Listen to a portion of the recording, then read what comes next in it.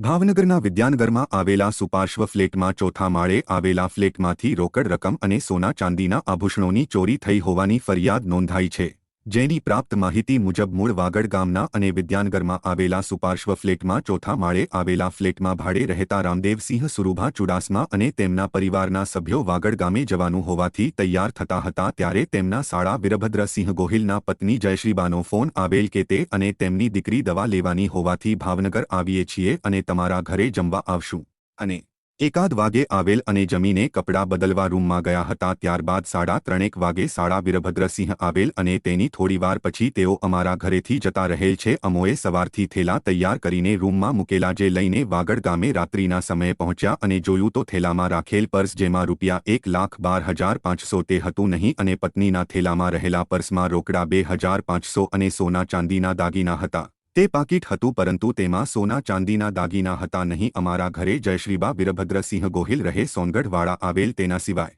બીજું કોઈ આવેલ નહીં જેથી જયશ્રીબા વીરભદ્રસિંહ ગોહિલે ચોરી કરી હોવાની શંકા ફરિયાદમાં વ્યક્ત કરવામાં આવી છે।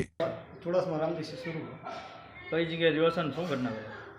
મારું મૂળ વતન વાગડ અને મારા બાબાને અભ્યાસ કરવા હતો વાગડ અંકુર સ્કૂલમાં એડમિશન શું ઘટના બની? અને 12 તારીખે મારે ગામડે જવું હતું એટલે મેં મારા ઠેલામાં મારે રોકડ 1,15,000 રૂપિયા સોના ચાંદીના દાગીના રાખ્યા હતા સિટી ઉપર।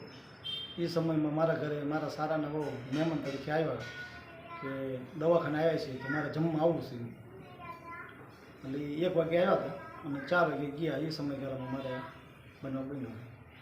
રોકડ કેટલી હતી ને સોના દાગીના કેટલા ગયા એવું? સોના ચાંદીનું સોનું છે 4.5 તોલા જેવું અને ચાંદીનું થોડુંક 1 સડા ને સાકરિયા એ 2 દિના। કેટલા ટોટલની કેટલાની ચોરી છે? અંદાજે લગભગ 4 લાખ રૂપિયા જેવું થાય ગઈ હતી। કોઈના કાંઈ નામ આવડે છે તમને? મારા ઘરે સારા નવો આવ્યા તેમનું નામ જયશ્રીબા વીરભદ્રસિંહ ગોહિલ સોનગઢ।